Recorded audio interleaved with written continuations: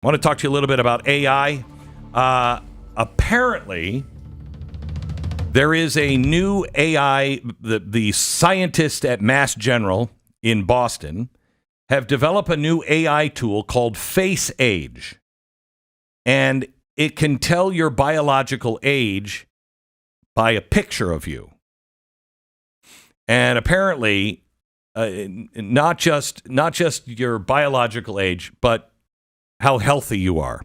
In fact, they believe now with the eyeball test, research in the Lancet Digital Health indicates,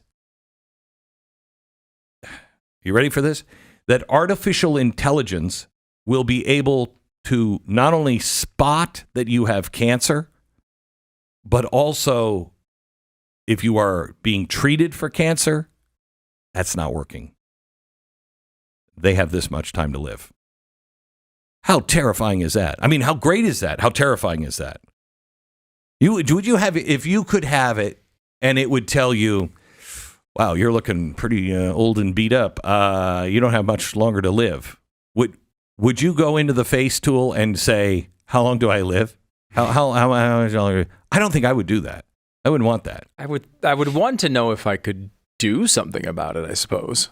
I mean, I guess being able to, if you knew, and again, this is somewhat speculative here, but if you knew you were going to die in 2 months, I guess the idea of wanting to know would be intimidating, but I also think like I'd like to probably have moments with my family and my kids and say the things I want to say and like get my affairs aligned and such. Start some new affairs. New affairs. No, just kidding. Just kidding, honey. No, but you know what I mean? Like, I'd like to get you want to get your affairs arranged. You want to make sure you're not leaving your family with a burden. You want to make sure that you say to your kids the things you want to say. Maybe you want to write something. What if you put your face in, okay, and you're like, okay, take the picture. How much, what do I have left? And it just comes back. What time is it now? I don't know. I think if the stupid device can't tell time, it's like it's a VCR. I don't know. 20 minutes. Light. What do you got? 20 minutes? Yeah. Maybe. I don't know. You're not doing well. Look a little peaked. Some of the things that are coming with AI are remarkable. Go ahead. Life-changing, too. I would say society-changing, probably. So can I just read something to you that is, part of it is beyond my understanding and will be beyond some, but I just want you to hear this. Now, this is I Rule the World MO. This is at I Rule the Rule the World MO. Nobody really knows who this is. They think that this might be an insider in one of the big AI research firms. Okay. But they also think it might be a bot by one of these AI research terms to throw the other research terms off. Okay. They have no idea who this is. Okay. So, but just listen to what I'm hoping it's a bot that's trying to throw people off. Listen to this. Just got off a 4-hour phone call with sources inside Chinese DeepSeek labs, and holy cow, they're using other language. We are so effing behind, it's not even funny anymore. DeepSeek R2 isn't an incremental improvement. It is a completely different species of intelligence operating on principles nobody in the West has even theorized yet. They've abandoned transformer architectures entirely for something they're calling recursive cognition lattices. The scale and dimension of our math doesn't even have a good notation for this. The compute efficiency gains that violate what we thought were fundamental limits, like 400 times improvement in reasoning per teraflop. Not 4, not 40, 400 times. Our benchmarks now are literally meaningless. The scariest part isn't the raw capability, but how it's developing novel mathematical frameworks on the fly to solve problems. Research gives it questions, and it invents entirely new branches of mathematics to answer them.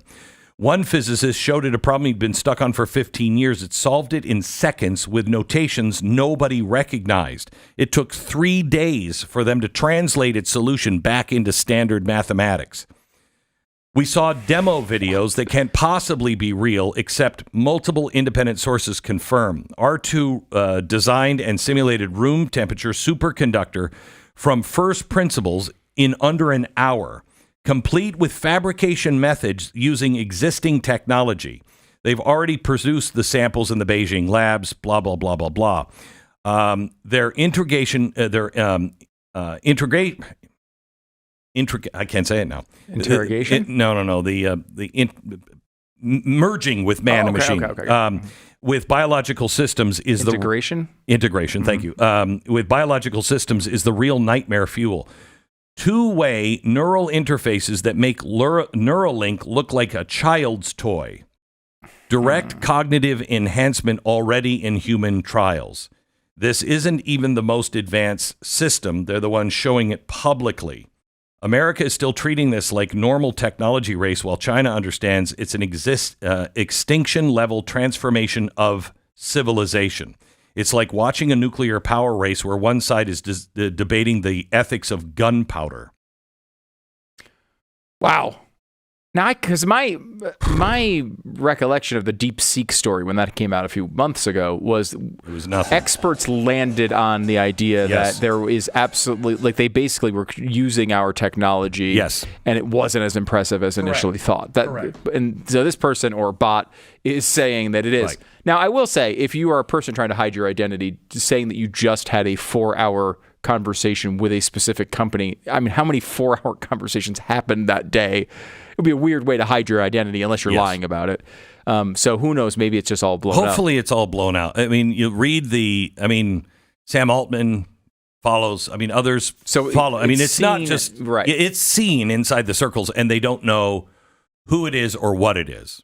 A post like that makes me think it's a Chinese bot. Yeah, because it seems like it's a promoting DeepSeek, right? As this amazing. But he's not always promoting DeepSeek. Or it isn't promoting. This is the craziest part. You don't know. Now it doesn't have to be a person. It could be an algorithm. Now, of course, there is this thing. There's no There's no limit to the levels humans can achieve when you don't care about pain and suffering. Yes. I think I'm paraphrasing Louis C.K. with that one, but it's like, Chinese can just kind of throw bodies at this. If they're doing live human trials on this stuff, as we've seen maybe with Wuhan in the past, they're kind of willing to do anything, right? Yeah. And if they're doing this and actually seeing these advances, we wouldn't do. No. You wouldn't be in human trials yet for any of this stuff, although, a very long ramp up for Elon Musk's company is we've seen some of that, I guess, but they'll just throw people at it. What's crazy is we are dealing with technology that we have absolutely no idea what it's going to be like, what it can do, nothing. And I've read several of this bot or this person's posts, and they're talking about how just everything the way you work, the way you think, everything is just about ready to be just completely disrupted. Yeah. And we're just, the world is just kind of going along with it. And we're like, I don't know. It could be, maybe we should pass something about it. We're just going along with it. And, science, there's a watch, I think it was Omega. I can't remember. There was a watch that was made in the 1950s and 60s, and it's sweep hand, it's second hand. It had like a lollipop and it was, on it. So it was the stick of the hand, and then it had like this little circle on it. And it was sweeping around. And the reason why they put the lollipop on it is it was a signal to the buyer and the wearer that watch didn't have radiation in it. And it's not like, you were working at a lab. It was that they were, we had put to make things glow at night. That was radiation, okay? To get the luminosity on watches, at first we were like, why don't we just use some of this? Hey, and that went on for like a couple of decades, and we were like, hey, how come his arm keeps losing all his hair in the first week of wearing that watch? And so they put like this little lollipop on it going, yep, no radiation in this one, dude. That's crazy that we could do that kind of stuff for that long, and we kind of forget about it. And now, what are we working with? This is going to make nuclear stuff look like nothing. We're so close to it as well, it seems. I read another post where they were saying that that it is getting so fast in for defense that, and I said this, I know I said this 5 years ago, that you won't even know that you've lost the war because for you, the war hasn't even started yet. But you will start and lose the war in a flash. In as time as it takes you to go, wait a minute, there's a war going on. What? You've already lost. It happened and you've lost. Because AI is going to get so good, it will predict absolutely every move that everybody's going to make. And it will just go, well, here's the counter move, boom, and put it in. You're like, okay, well, that's over. It's like when you're not a big video game guy, but when you start playing a game and you just decide to go on like the toughest level of the opposing AI, and like they just can't do anything. Like you just automatically your base is destroyed in seconds. That's a very, very low level version of this. Yeah. Can I give you one other thing on AI? Mm-hmm. I think this is fascinating. This was in the Wall Street Journal 2 weeks ago, and I haven't heard anybody talking about it. We've talked about for a long time the surveillance state, right? Like I remember with you taking calls from people going, I will not get an easy pass because that means they can track me when I go through the tolls, right? Like remember when we were in Tampa? This is the year 2000. They put cameras up in the streets of. Is it Ybor City? Ybor City. Yeah. Mm-hmm. And everybody's like, I'm going to put up with a camera, not in America. I'll tell you that right now. Nobody was willing to give their fingerprints. Nobody wanted to give their face. Yep. None of it. Now we all carry a phone, which of course GPS everywhere we go. Yep. We click yes, agree to everything. We open the phone with our face. Mm-hmm. Listen to this. This is amazing. This is from an author, Joanna Stern. Wall Street Journal. I've been wearing a wire everywhere since February. How the article starts. I've got all the transcripts, important meetings, arguments with my kids, chats with disgruntled employees, late night bathroom routines.